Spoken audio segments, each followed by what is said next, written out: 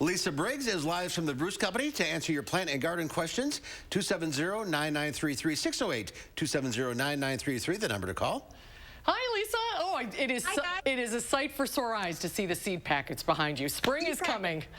I know, finally, right? Yeah.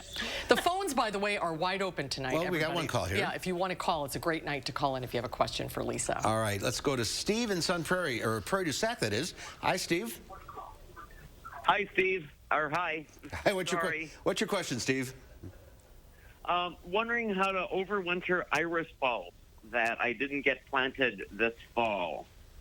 I know, I didn't get mine replanted either, so I have got them like in a cardboard flat with, some Excelsior, like that chopped up wood. Some people will use peat moss. The main thing is you don't want them to dry out too much, so check them periodically, and if they're starting to feel dry, spritz them with some water like a mister, but don't let them start to get moldy. If you start to see that, you want to throw the moldy ones out right away. Good luck. Yeah, I have them in my basement.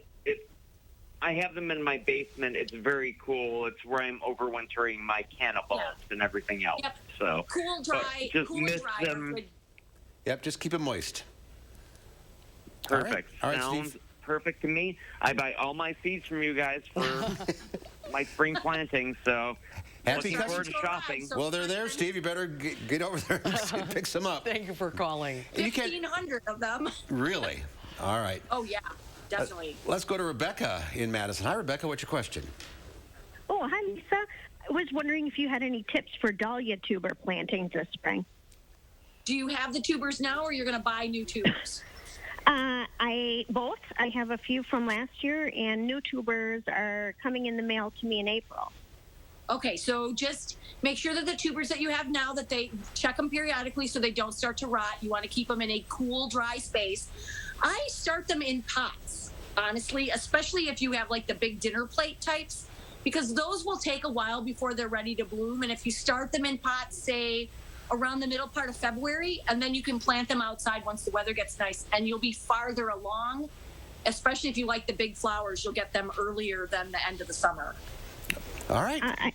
Great. Thank you. All right. Thank you.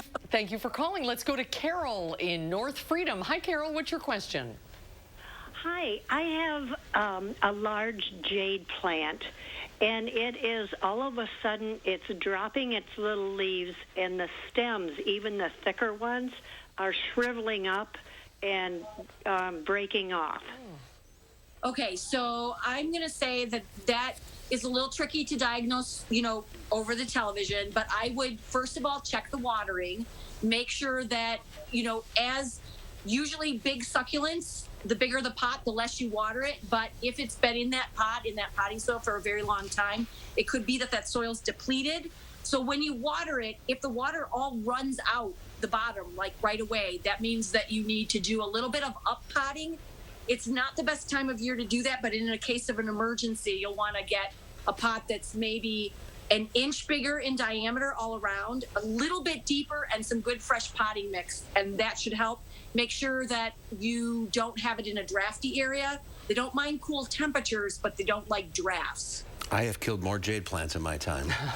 They get huge and old, and I think they're hard to repot. I think people just forget about repotting them. All right, and we see all those seeds behind you. It's too early to start anything, right?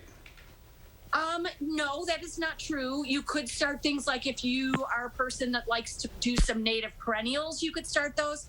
Some of the annuals, like fuchsias, or if you're starting that kind of thing from seed, you can start those now. Okay. But for most of it, yes, you want to wait until maybe the middle part of February, and then you could start things like anything in the brassica family, like cool weather veg, broccoli, cabbage, that kind of thing, and also onions. Well, with snow and temps in the teens coming, it's a good thing to see. Go through the catalogs and just pick some things out. All right, we're out of time. Thank you all for calling in. Lisa, thank you. Happy New Year.